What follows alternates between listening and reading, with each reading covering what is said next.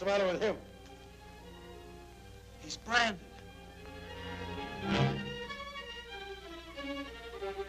Zorro. Get out of my room! I'm playing Minecraft!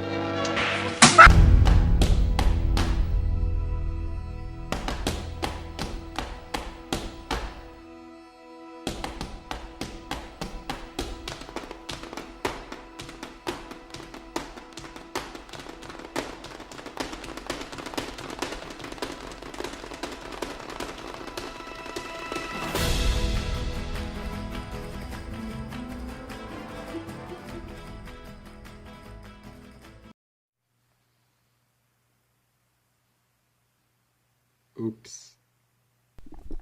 Oh, shit, wrong thing.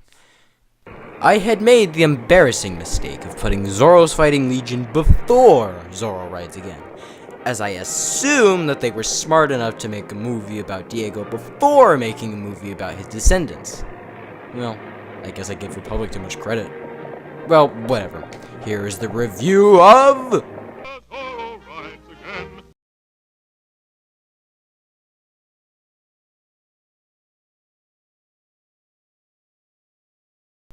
As with most Zorro serials, there really isn't much to talk about for this one. By the time this movie came out, the public was eager for more of the hero. The directors of this new story, John English and William Whitney, put the setting in modern times, and made the hero a descendant of Zorro, offering something that had never been offered in the character's history before, but would sadly become overplayed with the other two Zorro Descendant series.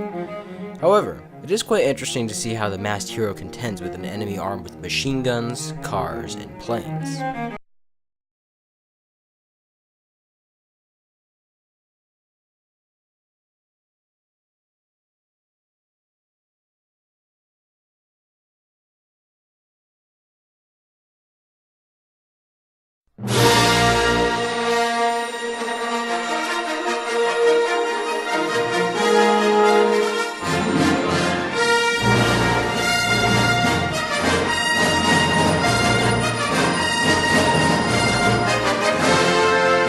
It is 1937, a century after the romance and rapiers of the Spaniards of Zorro's time. California now belongs to the United States and trades with Mexico around the California-Yucatan Railroad. However, this railroad and anyone working for it are terrorized by a terrible bandit named El Lobo. He blows buildings up with bombs and guns down innocent old people and their grandchildren. This is actually the first time we've had a villain like this character. El Lobo is not cool like or intimidating like Capitan Ramon, or unintentionally funny like Sebastian. I legitimately hate this guy. A few minutes in and I'm already pissed off at him for what he's done to people. However, this is actually a really good job on the filmmakers' part. They've already gotten their audience so invested in the movie only a minute or so into it. The wagon containing the two corpses drifts away into the sight of Helen Christensen and Philip Andrews. While the audience is still getting over the fact that they just used a car in a Zorro movie, they go over and talk to an old friend named Manuel Vega, descendant of the mighty Zorro of old. He gets the idea to call his only remaining relative, his nephew James Vega, over to help him deal with the murderer. However, their party is soon interrupted by... No, not him. El Lobo appears and tells Manuel to pay up for interest for the California-Yucatan Railroad.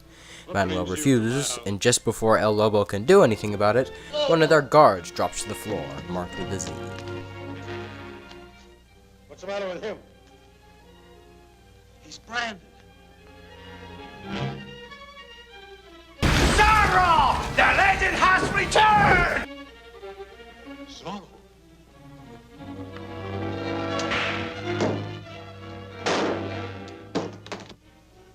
Drop your guns.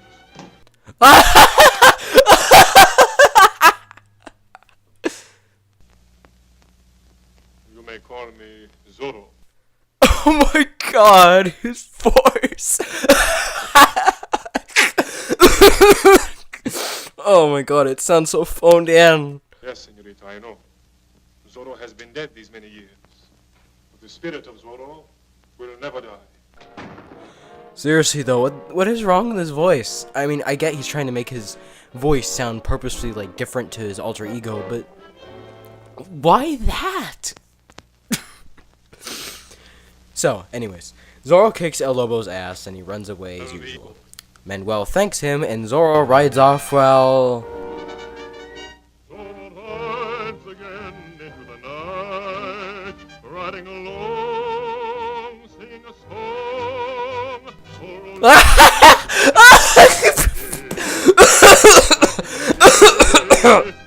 song. Eventually, James shows up in another car and visits his old friends and family.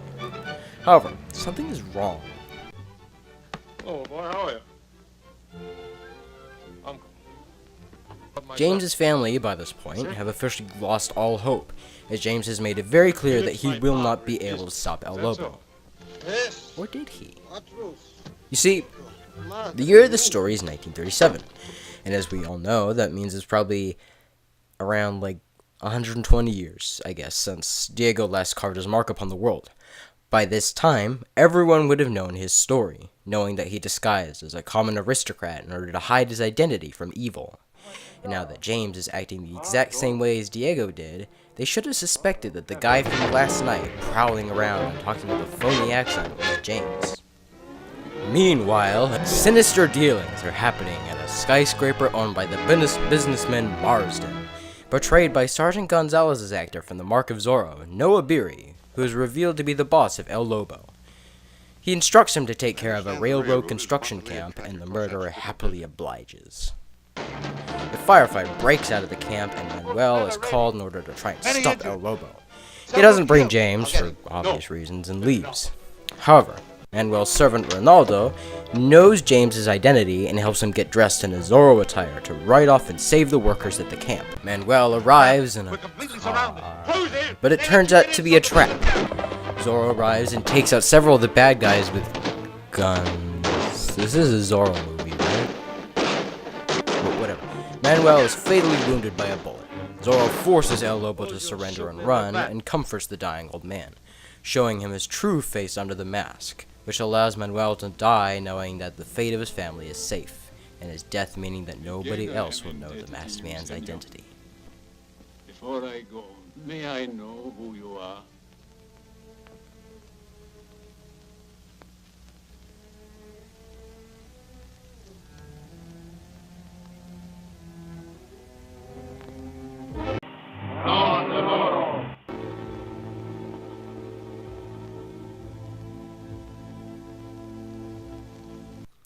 From then on, Zorro starts his career fighting the forces of Marsden and El Lobo, gunning down horsemen without breaking a sweat, bringing down entire raiding parties alone, and engaging victorious in several hand-to-hand battles.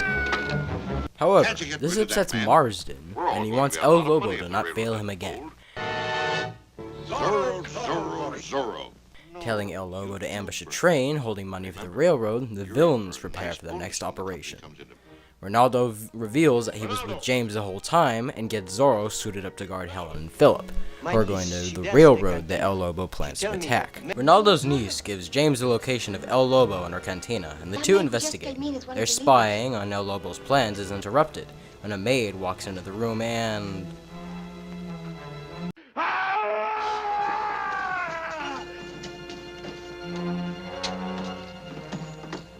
What's going on here? She saw a mouse. One move come from anyone, on. and it will be the two of us. Zorro escapes and is chased by El Lobo's men. Eventually, Zorro reaches the train, which is taking off. He manages to reach the train and believes he is safe. That changes, however, when Marsden reveals his secret weapon. The plane starts dropping bombs faster than Sony animations. On my count. 3, 2, 1.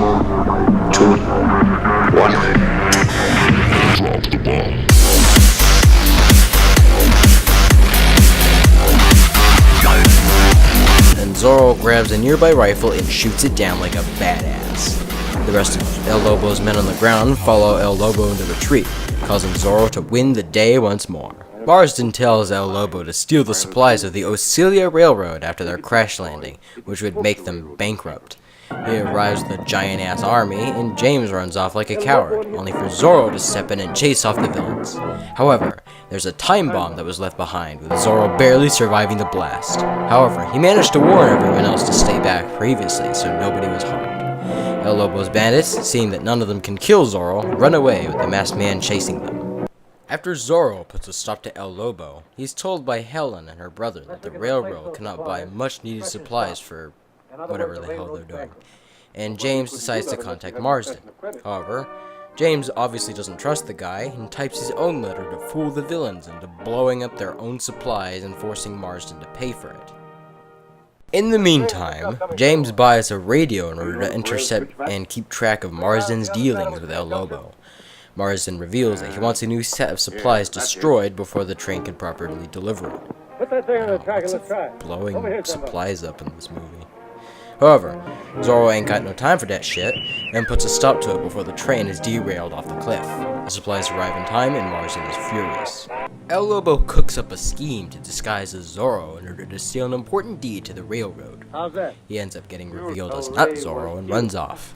The real Zorro shows up to scene 1 of the Dark Knight his ass, and retrieves the papers he was desperately looking for. Zorro gives the papers back to the railway, only for them to be revealed to be Marsden's spies. What a twist! However, just before they pull off his mask, Ronaldo shows in with a gun and manages to save Zorro. One of the spies flees on horseback, and Zorro captures him and gives him to the rurales, despite them shooting at him previously.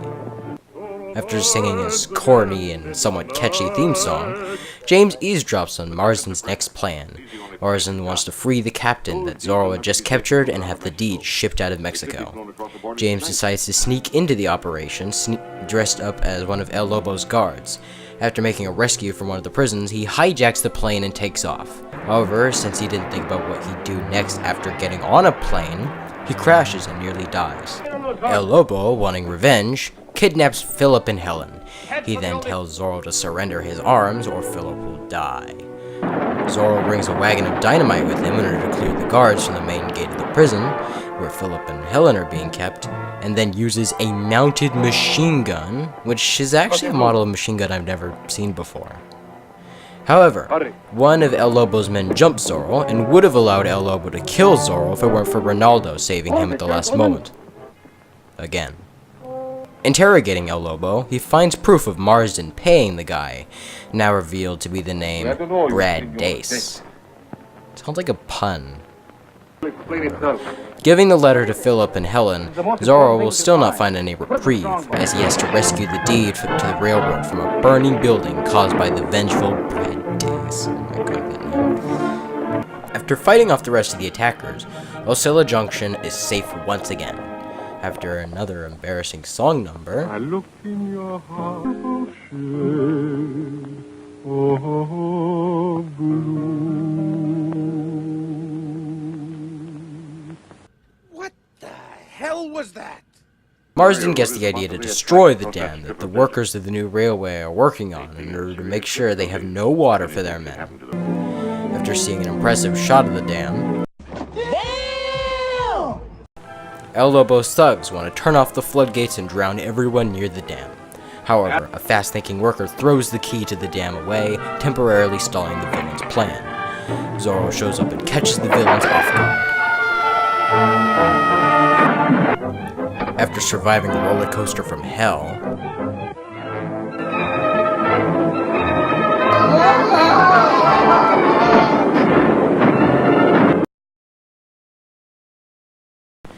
James tells Helen that he doesn't want to come over to repairing the dam. However, he learns that Marsden is not giving up and Zorro rides again. After saving Ronaldo's sister from some perverts, she tells him information about the dynamite and the location of it, that she overheard them talking about them. Seeing that the train carrying multiple workers is on its way to inspect the area where the dynamite is located, Zorro rushes over to try and save the train.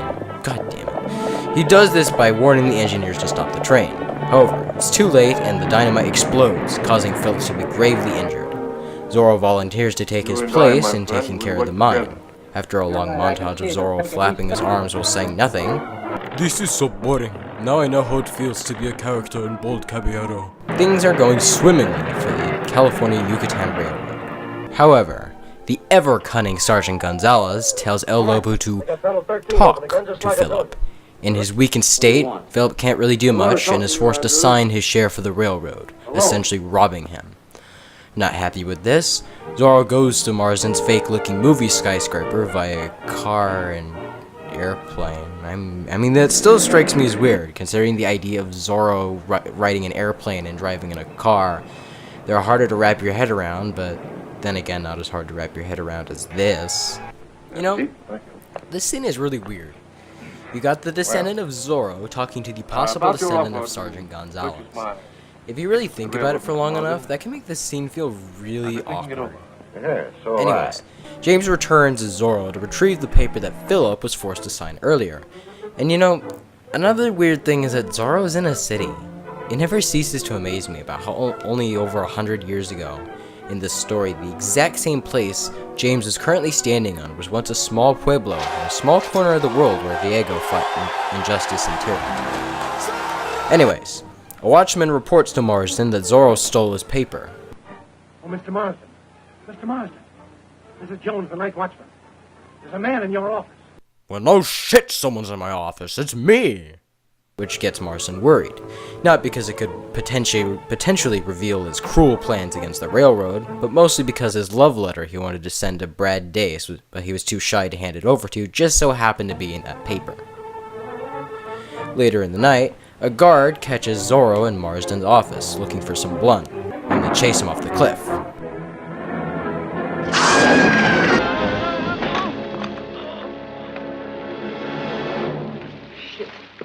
Having enough of the big city for one day, James Ronaldo returned to California. Meanwhile, El Lobo is still sore about being Zorro's dance partner last night, as well as accidentally having read Marsden's love letter.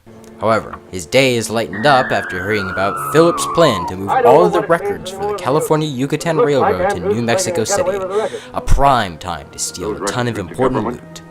Zorro rides off to intercept the villains who boarded the train full of goods sent by Philip. However, Zorro and a friendly truck driver drive up to the train, almost die in doing so. Things are looking really bad when El Lobo finally has enough of Zorro's shit and takes off his mask, revealing James Vega. El Lobo tries to kidnap Helen and Philip for the third time in a row. Gee, you really think these people get like security or something?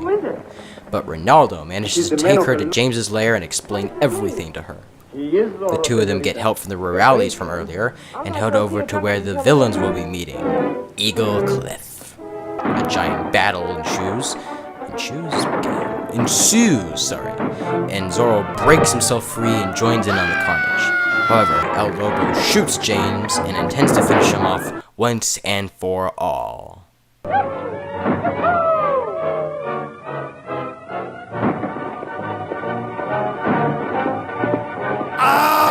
I need a medic bag!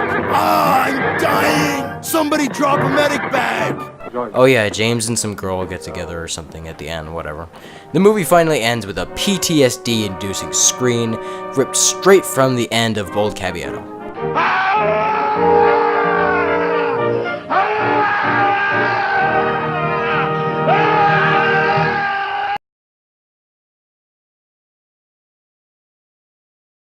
I guess the movie was okay. Honestly, I should have just watched Zorro's Fighting Legion after this one, as that movie was 10 times better than this one. Is it bad? No. It was just okay.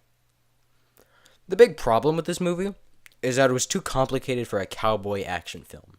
It's all this blabbering about deeds and land and papers filled with gay love letters and railroads and trading and business and stuff. And all of this is in a Zorro movie in 1937. Isn't like the action serial supposed to be this simple, dumb, fun action movie that helped with the post-depression America get over their funk? Also, Zorro uses guns in this one. I'd be willing to forgive this if he used like guns and swords, but he mostly just uses his whip, and he shoots people, and he beats people up. Anything but a sword. And he often gets his ass kicked around in a one-on-one fight. This is a similar problem when Zorro's Fighting Legion, where Zorro would just get kicked around like a football by two guys with a wicker basket, but at least he didn't run away like a coward all the time, and at least he still used his sword and his gun. Also, the voice acting sucks, but that's par for the course in every one of these serials. James Vega. Most of them are passable, but the one voice that bothers me a lot is James's fake accent. Drop your gun. If you're wondering why everyone sounded American in Zorro's Fighting Legion last episode, this is why. His voice was so laughable that the writers didn't even bother with the next story. And what's worse, that he sings with it too. And while he admittedly sounds better singing it, and with every episode the actor seems to get more and more comfortable with the character, I will never get over how funny it was to hear Zorro talk in episode 1. One final complaint I have is that he never takes advantage of the modern era it was in. Yes, there were some cars and some airplanes and some skyscrapers and a machine gun like once, and it all felt very fresh and new. But I feel like the makers of this film were too scared to go in all the way. Like, the most episodes being in abandoned deserts with small working stations and people armed with outdated Western lever-action rifles and revolvers if it were still the Wild West.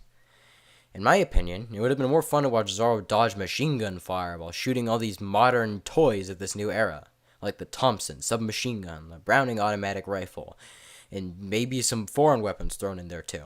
However, there are some positives, one with being Zorro's new mask. And while it looks a little odd, I do feel like it's rather fun and helps him stick out from most other Zorros. Another awesome thing about this movie is the action and the stunts. Like with Zorro's Fighting Legion, this movie was pretty much made for watching Zorro beat the hell out of people and survive whatever crazy death traps the writers come up with. And the final compliment I have is with the villains. Even though Marsden's just the typical, oh, I'm evil and I like money type of guy, his hired gun, El Lobo, is incredibly dangerous, evil, and unhinged.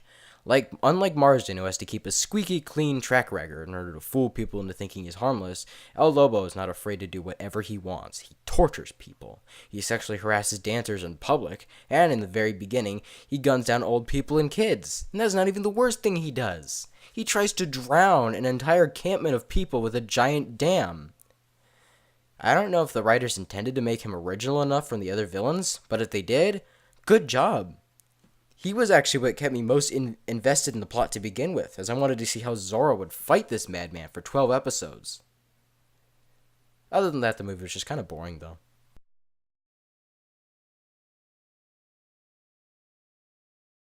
When it was released in 1937, it was perceived as...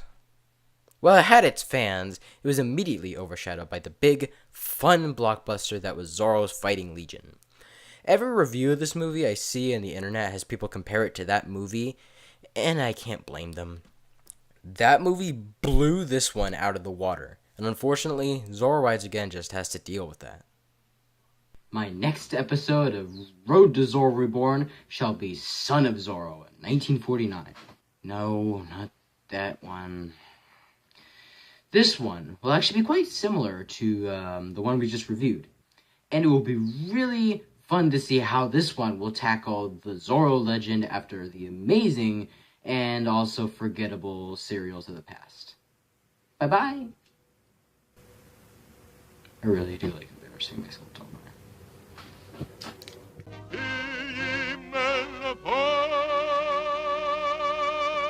Zorro rides again, riding along, singing a song. Also, what the hell happened to Marsden? I mean, he just disappeared after the end of the movie.